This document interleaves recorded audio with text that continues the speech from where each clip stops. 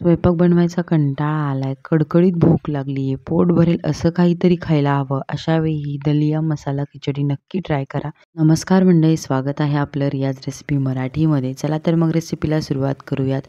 इथे गॅसवरती कढई गरम करून घेतलेली आहे आणि त्याच्यामध्ये 1 वाटी दलिया घेतलेला आहे. दलिया असा एकसारखा हलवत मीडियम टू लो फ्लेमवरती आपल्याला व्यवस्थित असा भाजून घ्यायचा आहे. तुम्हाला दलियामध्ये फरक जाणवत असेल, भाजल्यानंतर दलिया हा फुलला जातो. दलिया भाजल्यानंतरून एका प्लेटमध्ये काढून घेऊन थंड झाल्यानंतर पाण्याने स्वच्छ धुवून घ्यायचं आहे. त्यानंतर कढईमध्ये तेल गरम करून त्याच्यामध्ये जिरं, मोहरी आणि बारीक चिरलेलं लसूण 2 ते 3 पाकळ्या घालून घ्यायचा आहे. एक उभा चिरलेला कांदा घालून घ्यायचा आहे. कांदा ऑप्शनल आहे, तुम्ही घालूही शकता, नाही घातला तरीही काही हरकत नाही. कांदा भाजल्यानंतर त्याच्यामध्ये आपण मसाले घालून घेणार आहोत.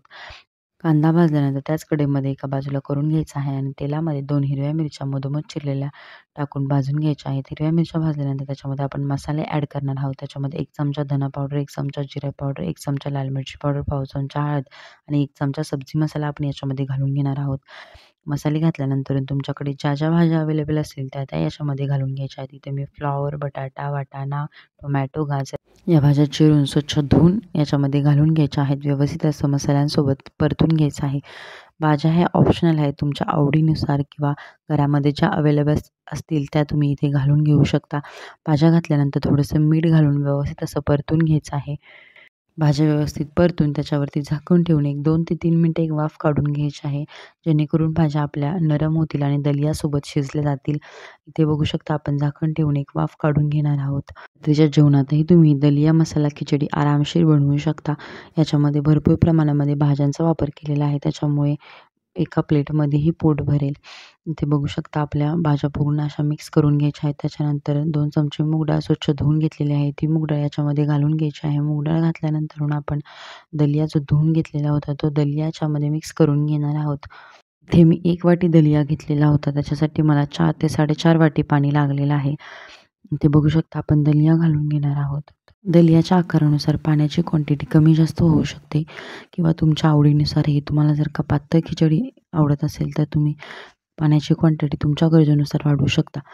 ते बघू शकता आपण ज्या भांड्यातून दलिया घातलेला होता त्याच भांड्यामध्ये पाणी घालून विसळून पाणी याच्यामध्ये घालून घेणार आहोत. एकसारखं असं हलवून घ्यायचं आहे.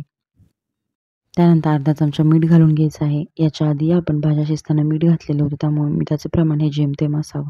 त्यानंतर एक खळखळून उकळी आल्यानंतर झाकण ठेवून एक 5 ते 10 मिनिटं दलिया शिजू द्यायचा आहे.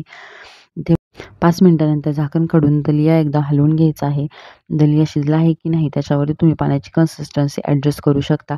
इथे बघू शकता मी अर्धी वाटी पाणी पुन्हा घातलेलं आहे. अगोदर मी 4 वाटी पाणी वापरलेलं होतं. त्यानंतर आपण अर्धी वाटी गरम पाणी घालून घेणार आहोत. गरम पाण्याने खिचडीची चव मेंटेन राहते. त्याच्यानंतर व्यवस्थित मिक्स करून घ्यायचं आहे. मिक्स झाल्यानंतर आपण याच्यामध्ये 1 चमचा तूप घालून घेणार आहोत. तूप घातल्यानंतरही आपण व्यवस्थित मिक्स करून झाकण ठेवून एक 5 ते 6 मिनिटं दलिया व्यवस्थित शिजून द्यायचा आहे. शिजल्यानंतर आपला व्यवस्थित असा मस्तपैकी दलिया तयार होतो. अशा स्वादिष्ट रेसिपींसाठी रियाज रेसिपी मराठीला सबस्क्राईब करायला मात्र विसरू नका. रेसिपी आवडली असेल तर लाईक, शेअर, कमेंट नक्की करा आणि तुम्ही ही रेसिपी घरी ट्राय करा. खूप छान मस्त दलिया आपला असा तयार झालेला होता. इथे बघू शकता झाकण ठेवून आपण वाफ काढलेली आहे. आपला दलिया तयार आहे.